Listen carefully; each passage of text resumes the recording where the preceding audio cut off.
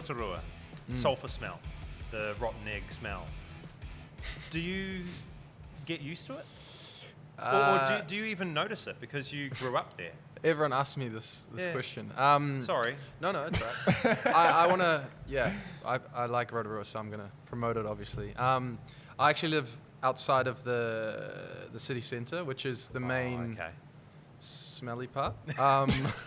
Like I live. That's the technical term, by the way. Yeah, I live. Is there like a circle? No, but I think it is. It's very. Yeah, the main sulfur area or geothermal area is quite central. But everywhere outside the city or even on the outskirts is you don't smell anything. So I live. Place Hamarana. It's kind of on the way towards Tauranga. So if you're out there and then you drive city centre, you're like, oh, wow. Yeah, you actually smell it. Yeah, okay. Especially if you haven't been for a long time, then you go back, it kind of hits harder, you know. So, what about Karaka? Do you notice the smell in Karaka? Or sometimes, bro. like horses. Yeah, sometimes it stinks, but it's not that bad. But it's actually, this is funny. So when we're in Ireland, people are asking us like, how far away do you guys live from each other? You know, blah blah blah. Nando's like, I live in Rotorua, and then I'd be like, oh yeah, it smells so bad, and Nando would always be like, it doesn't smell.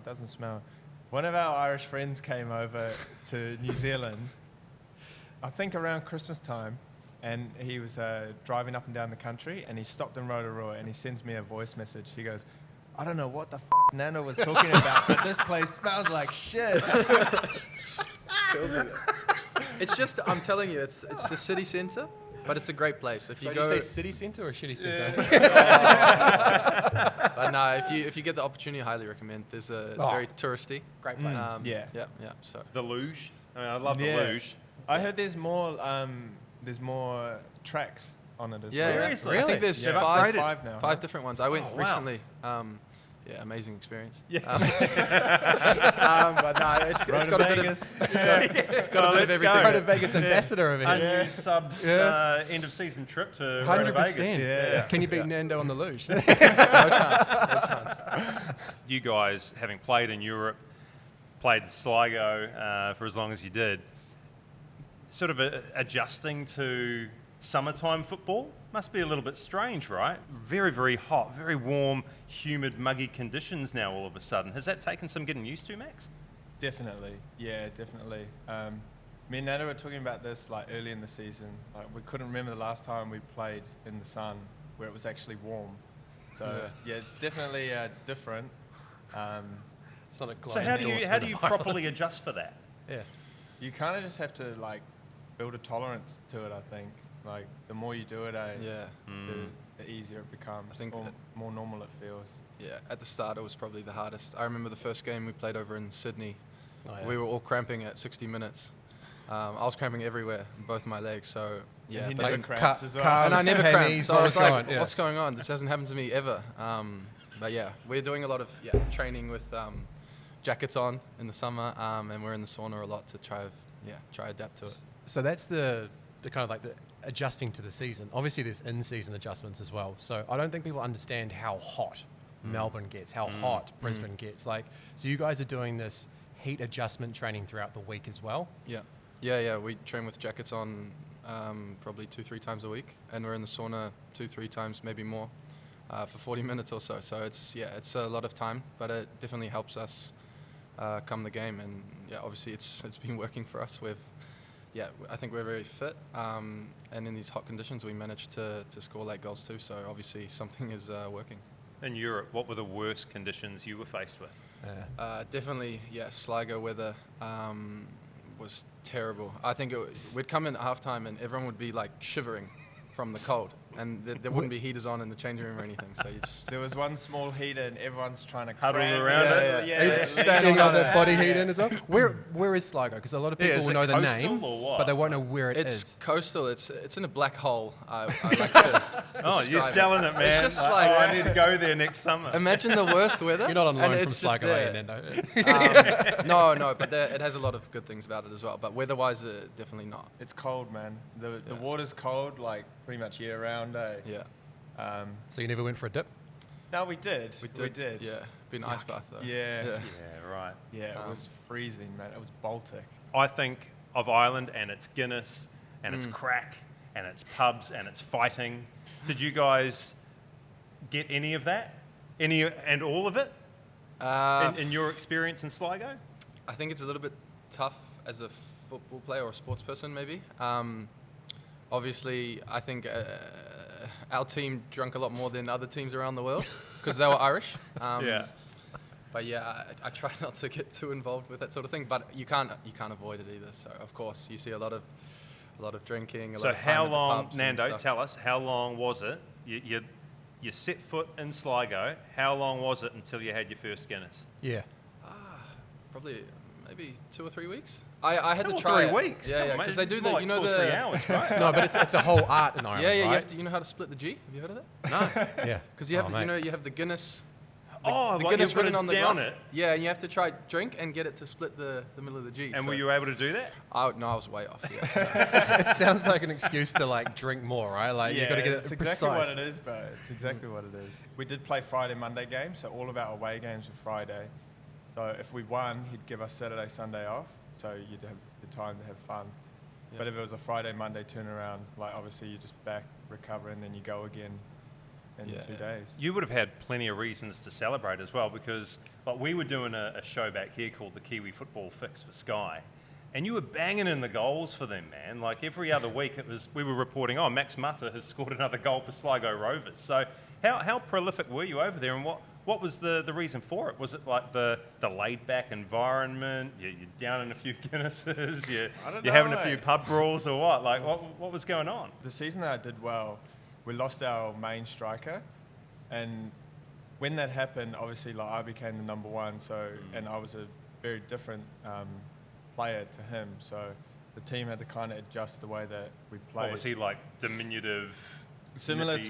to Gishoma. So like drops under, operates very well with the ball at his feet, shoots from anywhere, scores from anywhere. You're so the big man up front. Yeah, You're the exactly, target man. exactly. Yeah, boss in the So- defensive line. Yeah, it was different. And then just started working, and then balls kept coming into the box, feeding off second phases, everything like that. So yeah, we kind of changed, and then once you start scoring, you know, like as a striker, you get your tail up, and then it's hard to miss from there.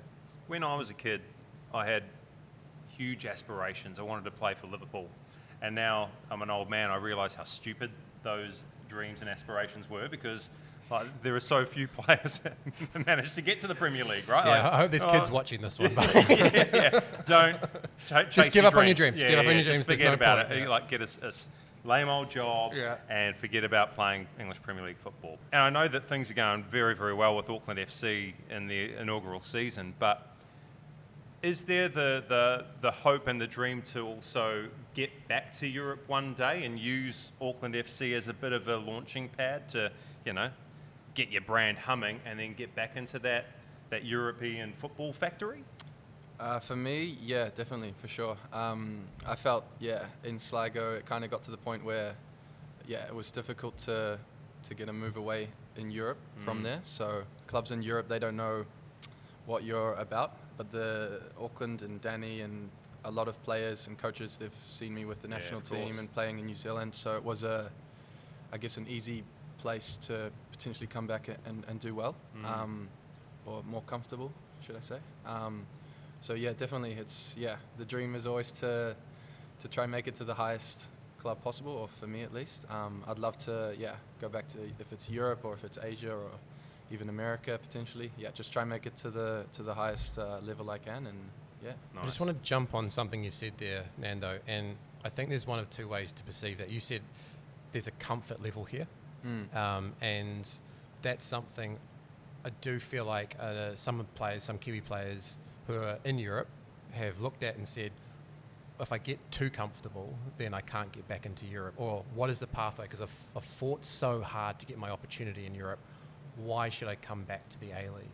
Is that something that you guys had to kind of juggle in terms of your decision-making process around coming back to Auckland? Because it looks great now, but at the start of the season, the club didn't even exist. And now it's really easy with rose tinted Jeez, glasses. they had to work fast, Exactly, didn't they, to yeah. get it all up and running. So is that something that you had to go through yourself in order to commit to this project?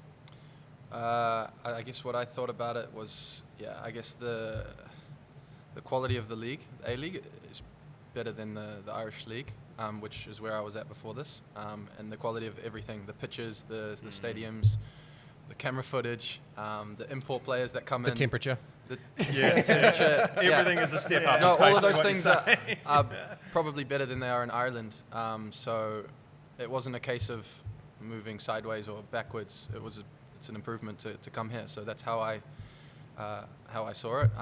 Also, last season we saw a lot of players move to Europe and to MLS, other clubs around the world. So I think the A-League is growing in that aspect. You're starting to see That those green shoots It's easier to moving out to make it globally. to other places. So obviously I thought that hopefully we'd do well like we're doing, and then from this we can see what comes up. Nando's right with, like, if you look at the past couple of seasons, how many players have gone on to bigger and better things Yeah. from the A-League. It's becoming more of a I guess overseas they're trusting the A-League players a bit more, you know. Players going, obviously Oldie's gone over to France as well. Straight into the starting 11 for Yeah. Saint Etienne. That's Yeah. unbelievable, right? Yeah, Finn Sermon over to Portland as well. Like, these moves are becoming more and more common, you know, and I think the boys are proving that they're definitely capable in terms of their ability. So, yeah, I think if you do well in this league, just like Nando was saying, anything can happen. If you were giving yourself some advice before you moved to Europe, what would it be? Would it be around being ready for the competition? Would it be around getting ready for the grind? Like, what's the biggest change or difference in your mind between us and them? I think it's the main issues for off the me pitch. would be off the pitch. The Yeah. football's not really a problem. Football's the easy part. Yeah, you the know? football only becomes a problem when the off the pitch stuff is not going so well. So Then you're talking about accommodation and Everything. sorting all that sort of you're stuff living. I don't know. Yeah. Max probably knows Switzerland? better than me. Like he Yeah. moved when 17 Yeah, yeah. to another country. You don't know the language. You don't know anyone you don't know anyone in Switzerland. I was lucky that when I went to Switzerland with Max, I knew Max. He was the only person I knew, but we still were at the same club together, so it made it way more comfortable than if I were to go alone. You disappeared at 17 Yeah. overseas. Because Yeah. when I was a kid, again, going back to personal 30 experience, years. Yep, there you go. I, Yep. I stopped doing third form Japanese because I didn't want to move away from my mummy. Yeah. I thought like You thought that was going to be the issue? Yeah, because I'm going to get so good at Japanese that I'm going to have You're to gonna go have to live over there. there on Yeah. holiday, maybe live there, and then I'd be away from my mum. That scared the absolute crap out of me. But you know, that's pretty amazing. At 17 years of age, having the gumption, the balls to head offshore and chase your dream. What was that experience like for you? The discussions with your family and making sure that you were comfortable offshore in a strange and foreign environment.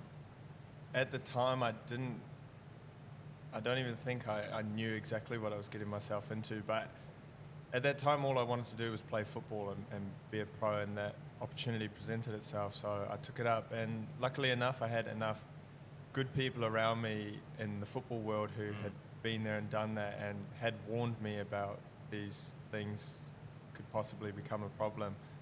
So how do you fill your time? You know, like you're at the training ground for maybe 4, 5, 6 hours a day and then go home to no one, you know, and then what do you do? So like I was warned about it, but it definitely packed a serious punch, like trying to deal with that. So I was at Grasshopper for, was it a year or half a year before UK? I think it might have been half a year. I think a full year. Was it? Yeah, you moved 6 months and then you went on loan. Yeah. And then at the end of the loan, we went together. Yeah, that's right. Yeah, so it was something like about that. a full year. It was difficult, you know. And then when Nando came, I realised how much easier it is to just, you know, when you feel Have like a you're buddy. you're not the only one who's doing this, you know. Yeah. And obviously he's a Kiwi, so like we were young and like we'd just go into the city and get food, go and swim in the summer, and then try and make the most of it, you know. I also think, like me and Nat have talked about this before as well, if we were to go back to Switzerland at an older age, Yeah. we'd probably have a better time, you Yeah. know, because we were so young, like it's a really expensive city. Yeah. It cost us like $30 to catch a train into the city. And to us that was like That was a lot of money at the Yeah. time. Yeah. Like a meal out, we were like scavenging for the rest of Yeah. the week because it was just so expensive. But it was a good experience for both of us, on the pitch and off the pitch, and kind of gauge a different culture, language and everything. We made some good friends and stuff. Still keep in touch with a few of them and follow a couple of them. So no, it was a good experience overall. Did you get, like, before Nando arrived, were you like on Tinder trying to find friends, if you know what I mean? Like, you can do that as well. You can actually find friendship on Tinder. It's not just relationships, right? I don't feel like that's the primary use. No, of course it's not the primary use. I'm not that dumb. I know how to use it. Oh, fact, really? That's how I found my wife. Oh, okay. Yeah. So I wasn't looking for friendship from her. I was looking for something else. But you know, like how hard was it to forge those friendships in the early days without Nando? When I first arrived, I actually became really good mates with a boy from Luxembourg. So I actually lived with 2 players from Luxembourg. So initially it was okay. Like, he had a car, he spoke the language, they both spoke German, both spoke English. So Nice, easy that transition. that helped me a lot more. Yeah. Cool. And then when they left, I was really on my own, and I was like finding it tough to just navigate everyday life. Man. Did you have the moment where That's everyone tough. forgets English in the change room? Because I What had do you that. mean? I went to On Vaduz in Liechtenstein. Oh, which, yeah. So I was in the Super League at the time. Yeah. But for the first 3 days, no one knew how to speak English. Yeah. And then you get to the 4th day, you do something right in training, and all of a sudden it's like, oh, hey, yeah. You're like, oh, yeah, right. Oh, okay. All of Yeah. a sudden they found the, Yeah. the English language for you. It was That's good. interesting because Marco Rudan was actually there as well. He didn't speak English either. But anyway. But did you have that kind of, not shunning, but needing to prove yourself, and that kind of compounds the loneliness that you feel at times? Yeah, I think that's a good point. Like, you know, when they see that you can actually play the game, then all of a sudden they want to be a friend and they make life a bit easier. I think at the time though, I was a shy young kid, so like I wouldn't speak in a changing room of Kiwis if I didn't know who they were, let alone like Swiss Interesting. Germans, you know. Yeah. So yeah, I was kind of just like on my own, and then I would stick with my roommates, and then they would, you know, every now and then like have a laugh and a joke with the other boys. But like over time, you know, you start to build a relationship with them and everything. No one was really nasty to me initially, which was quite good, I guess. I didn't know what to expect, but yeah, that is true. That happens. People kind of shut you off until they see you do something, and they're like, "Oh, what's up, bro?" Like, Well, they had no reason to talk to you because no doubt you would have been on the bench, right? So you're not the first choice goalkeeper. So why would I bother talking to you? I can't remember who it was, but there was an all-white that had to wrestle someone naked. Like, he What? was getting, so in the first couple of days, he got It's picked harder, on by mate. the reserve goalkeeper, who was like this big dude. Yeah. And like the guy just kept on squirting him with like shampoo or something in the shower. So every time he came out, got squirted with shampoo. And he said, "Right, that's it. I've had enough." And then just tackled the guy in the middle of the change room, and they just wrestled it out. Were you actually the guy who was No. wrestling naked? There was and you no just, you know, tell him it about himself. Tinder wasn't around. be then. honest, mate. Yeah, be honest with us. Like, No, I can't remember who it you're was. amongst friends here. Cannot remember who it was, but it's a great story. But like, you just kind of get to the point where you're like, I've had enough, and you need to prove yourself, and that can happen. I moved to Yorkshire at one point with Huddersfield. I didn't speak the language either. Man. Nobody really speaks your language. You're operating on a mentioning higher Yorkshire. level. A common theme here. Yeah, you're operating on a higher level than most human beings. You know, like happens being a every lawyer, you're so week. smart. I said every week I get picked on. Right. Derby? Yeah, Shall we shall we speak t- Derby? Yeah. How does it compare to other fixtures, other derby fixtures that you may have encountered around the world? Well, I haven't played in the derby yet. First game I was injured, and the second game I was on the bench. But you get the sense of yeah, occasion, obviously, right? like Yeah. I felt the atmosphere and everything, and it's electric. I think it's special probably for us because we're Kiwis as well, so the derby means something a little bit more to us. Yeah. Whereas like previously, we were a part of derbies in Ireland, like with like Galway Yeah. derby, let's say. Like none of us are from Galway or Sligo, so like that it you doesn't don't have go that there. vested interest almost. We care, Yeah, and of obviously, course. like, you know, it's a derby, we're excited, but we never understood like the full depth of it, I guess, you know. Whereas like now, being a part of it, like I'm from Auckland, so I care a little bit more about it. You know, it matters a bit more. Does that mean you don't care coming from Rotorua? Rotorua's closer to Auckland than It's, Wellington. it's a satellite, right, Nando? But mate, you were in the first derby, And Yeah. in the first 5 minutes, Alex Rufer put the hammer down a couple of times. Louis responded. Like, the tone was set immediately, and Yeah. the place turned into a bit of a cauldron, and it just kept on ratcheting Yeah. up the closer we got to 90 minutes. Yeah. Did you ever have a chance to pause and think about what you were the centre of at that moment? Definitely not. No, you're just I guess before the both I think games, you got a couple of hits in as well, didn't you? Yeah, well, you have to. No, I think before the first derby in particular, nobody really knew what to expect, because this is the first sort of between Auckland and Wellington was the first one. So it was a little bit like you're pensive, you don't really know what to think. And then obviously we had an amazing turnout with the crowd and the fans, and that kind of lifts you up a little bit. And you're a little bit, I would say maybe more aggressive, because there's more tension from the fans, the media, the coaches a little bit. And I think the first derby probably wasn't as much as the second one. The second one was a bit more feisty. Obviously Rufer was with Toomey in that instance, which was interesting, and some other situations where some chat around fortune and luck as well. You can see the for sure. You could kind of feel the rivalry growing a little bit. So but I think it's all I think it's good. It's good for New Zealand football, and it's just going to help the game grow in New Zealand, especially if we get crowds like we have for the first two. You know, we're hungry to win. I'm sure they're hungry to win, and we want to give a good game of football and do our best to win. Heading into the third one, you get the sense that the theme is really authentic. Like, this is now almost a standalone fixture. And although you guys have been doing supremely well, form is going in exactly the right direction. The Phoenix haven't been able to replicate what they did last year. No. But that doesn't really count for anything, right? Like, you go in and you have to treat this 90 minutes on its own, and you know that you're up against a 1v1 battle and also a more global battle with this black and yellow machine that's a little bit clunky at the moment, and probably, for being honest, they've got a little bit of spite in there. So they've got the larger motivation, but they're also playing with house money a bit as well. Yeah, I think for them it's an extremely important game. They haven't won the last two, so they're going to be coming and going, we're going to try to smash them. Obviously, I think it's, for them it's a massive game. For us, it's a massive game as well. Like, this is our most important game of the season, is the next game. So we're going to, not try treat it any differently. Obviously, there's a little bit more edge, a little bit more to it than maybe a game against a team from Australia.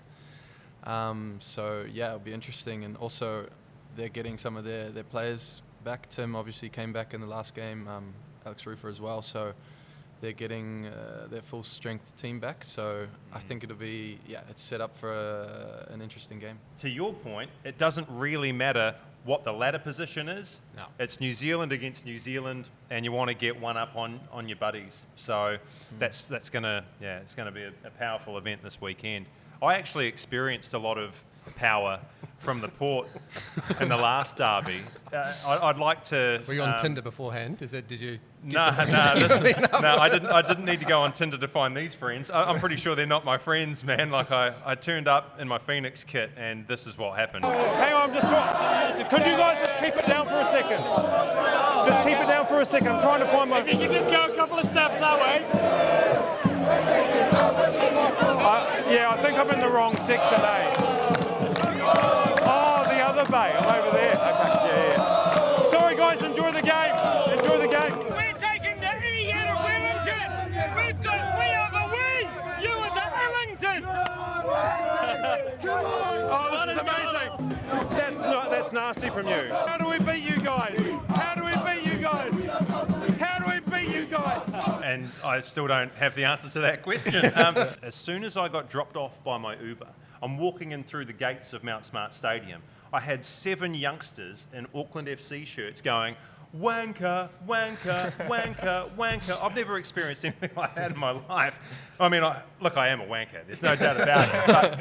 But to have that kind of experience in New Zealand for a game of football was actually kind of cool. Like, I really enjoyed it. Towards the end of the game, when I was in the port trying to ask a few people questions, it got a little bit sketchy. I started to fear for my life. But I think a bottle was thrown in my direction, and I managed to catch it. But what does it mean to have the port behind you guys, the way that they are, they've been there right from the get-go. And whenever you win at Mount Smart Stadium, they stay for a bloody long time after the game, and you celebrate with them. How have they helped elevate your game this season?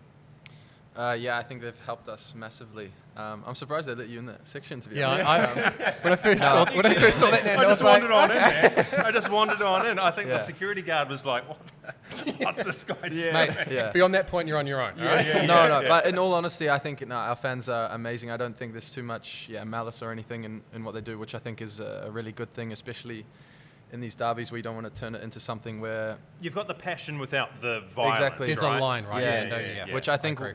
the Auckland fans or our fans do that really well, especially at our home stadium. It's more of an event because you Yeah. have the slide, you have a sand pit there. The sand, the beach you has have- been going great, guns. Yeah, you have all these events, so it's for the whole family. So you don't want to turn that into an event where there's people fighting each other in No. a derby or something like that, which we don't do, which I think is amazing. And then, for all the other games, they've been right behind us, whether supporting from far away or they're in the stadium in Australia and New Zealand, down in Wellington. So, they've really been, I guess, our 12th man. So, All right, let's talk about the Sydney goal. Because you scored right in front of them. Yeah. What was that? Right in front of them, arguably the biggest club in the competition. It was the announcement of the team, 95th minute. Because you guys love late Back heel? goals. Are we going to give him the back heel? But then he turned and run away from the ball. No. The problem here was. What do you mean the problem here? He didn't know what to do. Ran away from the port. I hadn't scored many goals. And so when you haven't done something for a long time, you don't just know how forget to what's react. happening. Yeah. So the reaction, poor, very poor. Out of 10, like a 3? Yeah, but I got better, I think. Through the other goals. And then when he scored against the Knicks, he did that the was better. Bellingham, That was that cool. one I actually ran around. So that was right better. in front of But the port. Because you had the prior experience. You knew what to do that time no, around. the Sydney Yeah. goal, I didn't really know what was going on. I think I hit 2 of their players as I was celebrating. Oh, that's the Yeah, you worst. did. It was, As the goalkeeper, when you're on the ground and then Yeah. you're trying to get up, you're like, oh my God. And then you get ran into. It's the worst. So you just. that was a little squashed bit them. embarrassing looking back. But it was all the emotions, last minute. Yeah, well, what was it like? I mean, because it's like a wave of blue and black, and they're. Yeah. I mean, they basically pulled the ball into the goal against Yeah. Sydney, and then in the derby, they exploded, mate. So, give us an insight. Give the 10-year-old fan at home an insight into what it's like scoring in front of the Port in Auckland in a derby. Yeah, it's obviously amazing. You don't think too much in the moment. You kind of just you go crazy. You get goosebumps. So no, it's amazing. Obviously, the best feeling is when you win the game and you've helped the team to win this game, and I want to try to do that. Obviously every single time if it's possible. Luckily, we've got Max here who's banging them in at the moment, so he's doing the job for me. I've just remembered you've got a history of showing up in the wrong kit.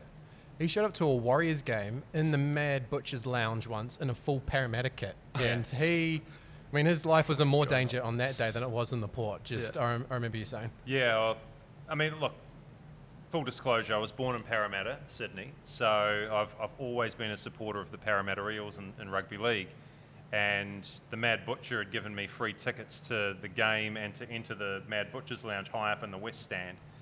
And I thought, well, bugger it, I'm going to show up in my team's colours. And so I had the Eels stubbies, tight Eels jersey, had the big finger as well, massive inflatable finger. So I'm just come on, Parramatta. We lost, of course.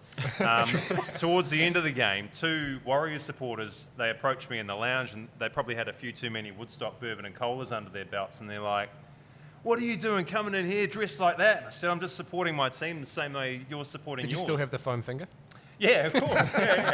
And they lifted me up. They picked me up. So one had my torso, the other had the legs, and they were carrying me over towards the open window. And they were going to dump me out. Yeah. And I thought to myself, well, I've got 2 options here. I can resist Foam and finger. start squealing like, oh, help me. And in the end, I took the second option, which was just to ride it out. And in the end, they put me back down without dumping me out the window. And we hugged it out. Okay, and they were like, no, we respect you. We respect you. It's a lot of trust, huh? Yeah. I mean, I could be dead. I'm not. I've lived to tell the tale. Yeah. Hey, we were talking about goals before that sort of sidebar. You've banged them in at both ends, haven't you? Let's take a look at this classic against Melbourne City in the 2-2 result. Talk us through it, Nando. What's happening here? Yeah, you know. I mean, he's putting it in his own net. That's what's happening. I was top goal scorer at the time here as well. four goals. Just couldn't miss, mate. No, I think it's obviously you do this 99 times out of 100, and one time it bobbles up. I don't know why the pitch was a little bit bobbly. I think it bounces just before It definitely gets bobbles. It takes a Yeah. massive to AP. jump. Yeah. But yeah, it's the way we want to play. We want to play out from the back, and we want to keep the ball. So rather than me kicking it away, I thought I'd try. Yeah, obviously go back to the goalkeeper and we play out again. Did you say thanks to Patrick Beach at the end of the game? Yeah, that was also crazy. I think he was playing on our team for that goal. But yeah, obviously it sucks when something like this happens. But yeah, try not to think about it. As soon as the game's done, it's done. It's think about the next game. Until and I we would bring do up a video of it and then play it yeah, for you on the obviously podcast. you're not really helping me out here. So. I thought that like whenever you went for a back pass, you're trying to like go either side of the near or far post, just to be on the safe side, right? Yeah, we spoke about that after the game. I did think, in this instance, I thought if I like pass it back to him quite firmly, then he has more time on the ball to take a touch, Yeah, okay. to find an option. Rather, if I pass it to the side, he has to run to the side, control it, and someone is running at him. So Yeah. that was my thought process at the time. You just weren't accounting for the bobbly Amy Park Of course, pitch. yeah. Obviously, in hindsight, it's easy to say, oh, you should have just passed to the side. In the moment, it's a little bit more difficult. I'd like to think that, yeah, me and Alex have a really good understanding, or as a defense, a whole backline and goalkeeper, we have a really good understanding. AP is really comfortable. Alex Paulson is really comfortable with the ball at his feet, and he always wants the ball. Mate, So he's outstanding. exactly. With ball at feet. So I always, if he's an option to play, and because he's just as good as with his feet as I am, or as the other central defender. So if there's times where I think if he's in a better position to receive the ball and play, then I'm going to play him the ball. This was an example of that, and unfortunately, yeah, one time out of 100, something like this happens. Next time, I'm still going to do the same or something similar, so that we can play out. You don't owe him any more of an explanation, mate, Yeah. right? No, that's fine. I mean, look, you guys are so defensively sound. Only 12 goals conceded this A-League This is one of campaign, them. and that's one of them. You know, like, yeah. But the back line has settled so quickly, mate. And the awesome thing from my point of view, and I'm sure from a number of Kiwis' point of view, going across, Francis de Vries has taken the league by storm. He was in Tommy Sorensen? What? Who's the goalkeeper from Stoke? Sorensen? Oh, Jesus. No, bro. No. Anyway, he was in Sorensen's... We don't care much. yeah, we don't care I much know. for goalkeepers. Tommy, I've mate, got like, Tommy in my You're head. on your own. Anyway, it was in Sorensen Thompson's team of the season. You made a team of the season as well. Shut up. Okay. Tommy's centre back as well. You got Hiroki that starts down the right hand side, but often Kellen Elliott comes in and plays some sort of role, and then Yeah. Alex in goal. That's predominantly Kiwis, and it's been such an effective unit, mate. Simple question: why? Good question. I think, I don't know. I think we've gelled together really quickly. We've obviously played, or the Kiwis have played together in the past. Like I've played with Alex, I've played with Tommy, I've played with Francis. Get on really well with each other. And then when you bring in someone like Hiroki, who's class, it's easy for him to fit in. I think he's a top player. I think we've gelled together really quickly. We have Danny as our assistant coach, who's very defensive minded. He was a centre back in the day, so he does a lot of work with the back four and the goalkeeper to obviously prevent the other team scoring goals. And then Steve as well. The way we set up makes it difficult. We're, I think, a tough team to play against.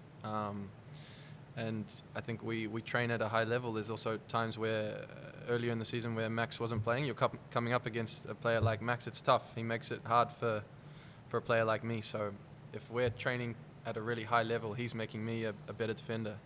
So I think it's a mixture of all of these things. And luckily, I think we started the season really well, and that kind of fed into the second game and the third game and so on and so forth. So You guys are scoring on the pitch, and Max, congratulations. You've scored off it. You've secured Greer Sinclair for the rest of your days. A Stars netballer now, which is awesome. You know, we talk about you guys coming back home, and for the first time in donkey's years, both yourself and Greer are in the same city at the same time playing the sports that you love. What's that mean to you and to Greer to be in Auckland together for the first time in ages? Yeah, it's obviously very special for both of us. In the past, she's had to come over to the other side of the world to be with me for around about 6 months of the year, and then she'd come back for her season, and that was difficult, you know, like it's not so straightforward. But obviously us being together in Auckland, and now we're both from Auckland, we have a support system, family, friends, and our jobs all in the same place. It's pretty special.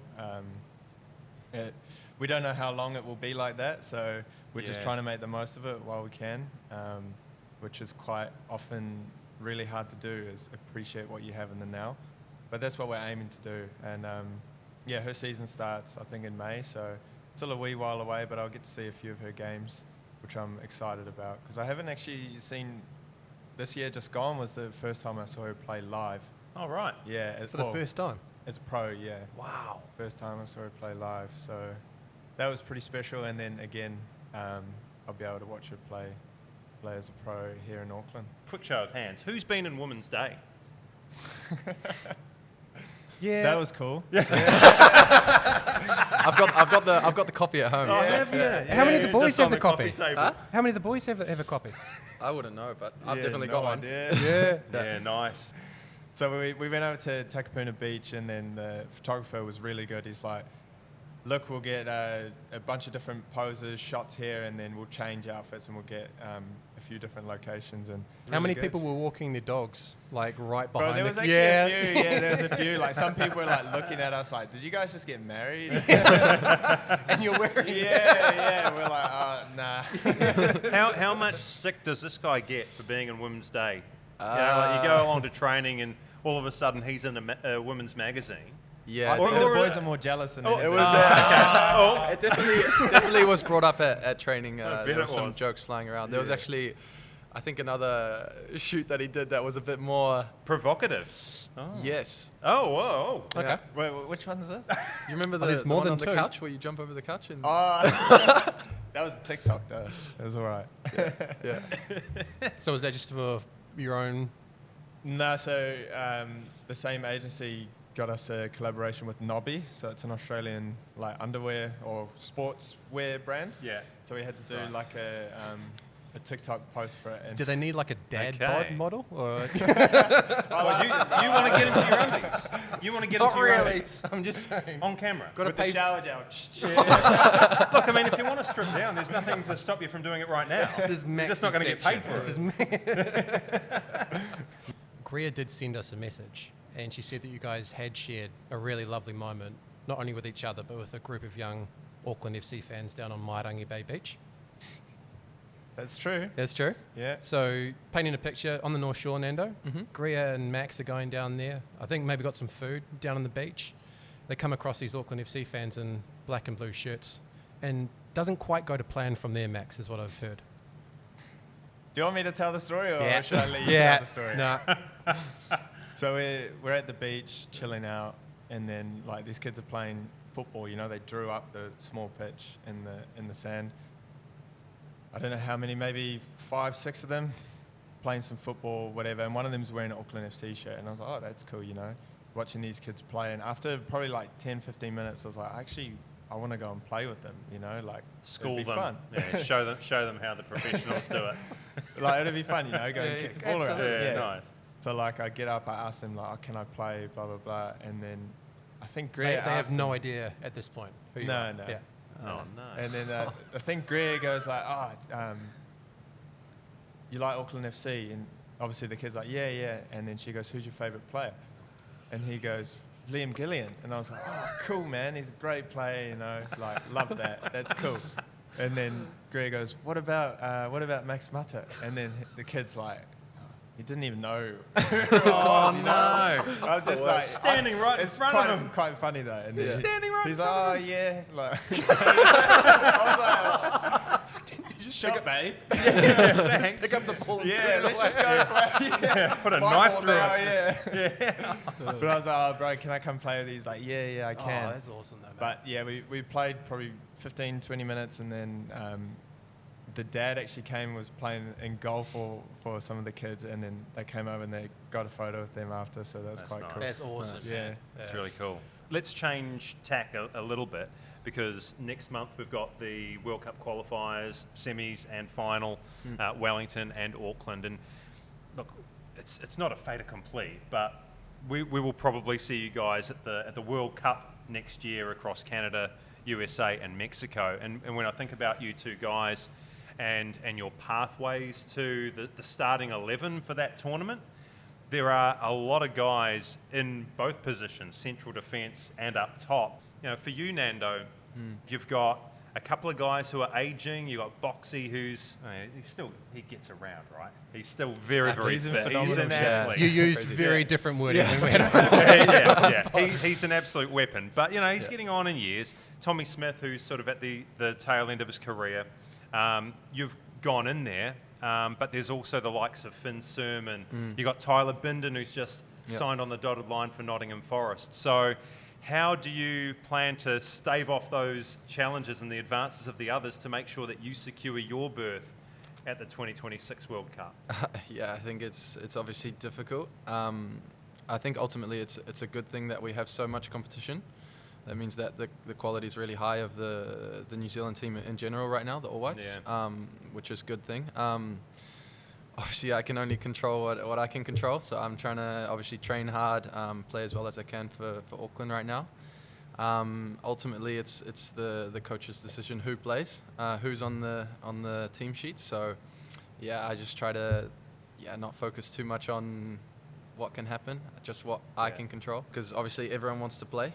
No one goes to the team and doesn't want to sit on the bench. I'll just sit on the bench. Yeah. Well, Don't. Sorry,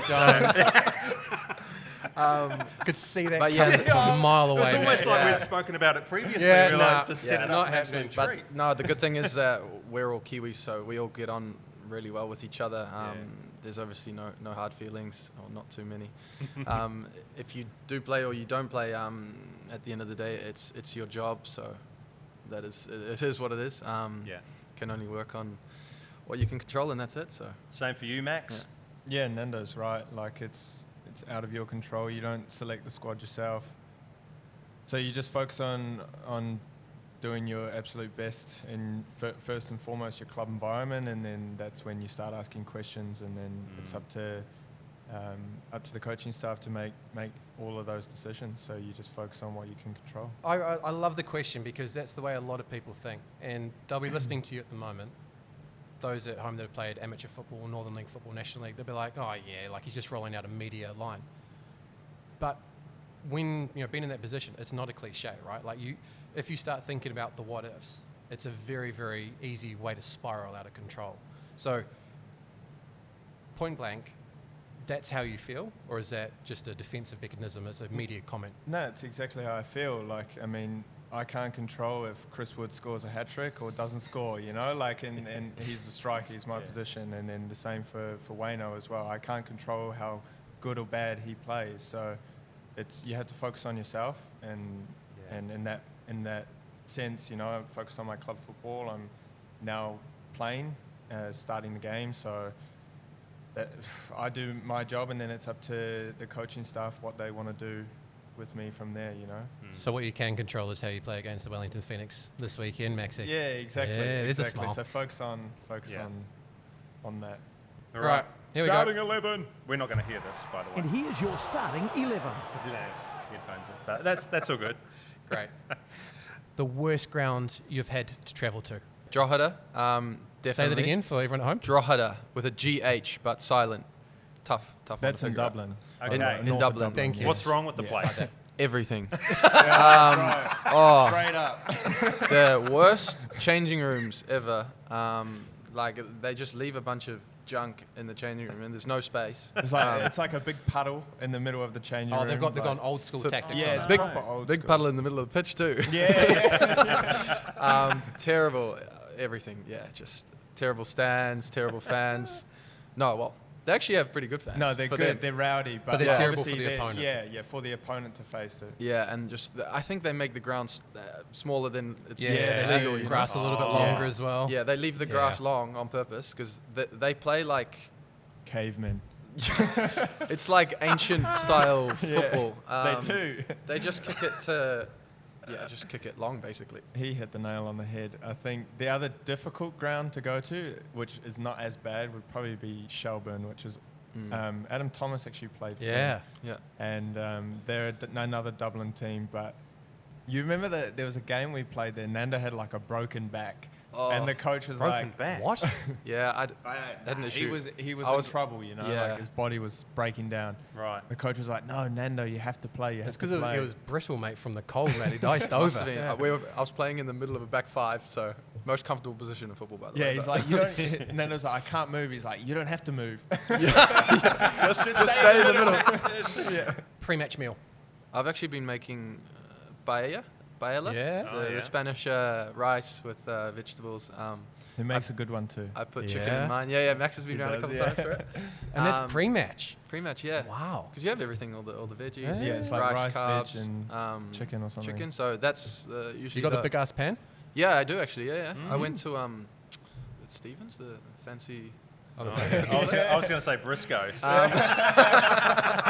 Get it on sale, the warehouse. It's done after like, done I've got after a 3 uses. yeah. If the pre-match is the third meal, I like it to be sweet. So if I can, maybe like bircher muesli or oatmeal with some honey, banana. Banana bread's pretty good too. I like that. But if the second meal is pre-match, then I make that savory. So that'll be like a big bowl of pasta with chicken, pesto, something like that. All whites roommate, Nando. Mine's changed actually. So it would be Max most of the time. Paella. Yeah. Yeah. No, I think the first all white squad, me and Max were together. Yeah, in Ireland. Yeah. So that's the OG. Maxi? Nando. Nando? Yeah. Love that. It's good Lads together, eh? good production from me, good research, because I knew that. Golf handicap. I don't have one at the moment. I haven't played golf in a while. I do really enjoy it, but just haven't had the time recently. I don't golf, but I really want to get into it. Yeah? Yeah, give it a go. But you have to be patient, huh? Yeah, I don't have the patience. It eh? teaches Yeah. you patience, bro. Yeah. Yeah. Driving range, it's better. Yeah. Nightmare. I play sticky golf. Sticky golf? Sounds a yeah, bit you know naughty. with the mat on the wall and it's got like the points. Yeah. We got Greer's dad that for Christmas, so whenever we go over there, I just like try and Chipping. So what's the place that you want to go back to after you've finished playing that you don't feel like you got the chance to appreciate while you were visiting? We went to Egypt at the start of last year, maybe. I think that was pretty cool. We actually went to the pyramids, but that was a really cool experience. I'd love to go back to see the city as well. Yeah, I would say probably Greece or Spain because we stayed in quite a Spain. remote part of Spain, didn't we? Yeah, we were in Murcia, First club you played for? Nongataha AFC in Rotorua. Big. So yeah, big club, orange kit. Shout out. Yeah. Yeah. Shout out to Pijnaker FC, baby. Oh, yeah. Some of my boys still play there as well. One Yeah? of my boys still plays there, yeah. Oh, Yeah. nice. All right, Nando, favorite non-footballing athlete? I like tennis a lot. Obviously Nadal, Djokovic, Roger Federer. I was a big fan of those three. Probably say Djokovic maybe. Djokovic. It's a really good question. Thank you, Max. Um, I told you they were good questions. yeah. To be fair, probably Israel Adesanya. Like, Yeah? I really like the UFC, and Yeah. obviously he's a Kiwi lad, and Yeah. he's the man. The movie that you'd like to go back and watch for the first time? That's a good question too, bro. Yeah. These are good. These are- Don't worry about it. I love Harry Potter, so I would say the whole The whole one? series All again. 7? Yeah. Gosh. Because now I Okay. I know all the words, before they're gonna say it. So Maybe The Dark Knight. Oh, yeah. mm. Christian Bale as Batman, Yeah. eh? I watched the Dark Knight Rises the other night with Greer, and like she's asking me, what does this mean? What does that mean? And Oh. like I love those movies, so I know No, this is Know a good. quite Let's a get bit into about this. it. Watching a film with your missus, the constant questions drives me up the wall, mate. Yeah. Absolutely. Constant questions. My Yeah. my wife's always asleep. I chuck on the movie and she's snoring. I'm the one who's talking. I'm talking to no one.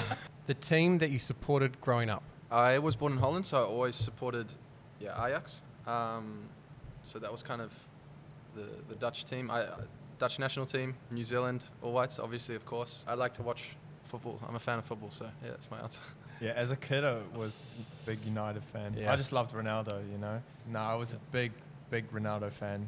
But I'm similar to Nando now. Like, I don't really have a team that I'm passionate about. I just enjoy watching big games and good players do amazing things. What's the worst injury that you've had? I had a broken ankle. That was when I was 18. And then I actually had a pretty bad one during in April last year. One of their players hooks a ball over sort of the back line, and it's kind of in between where the goalkeeper's coming out. The and corridor of uncertainty. Oh, yes. That's your corridor. term, huh? Yes. So he's kind of hit one over there, and I'm sprinting back, and it's kind of towards the side, so I'm not really looking where my goalkeeper is coming from.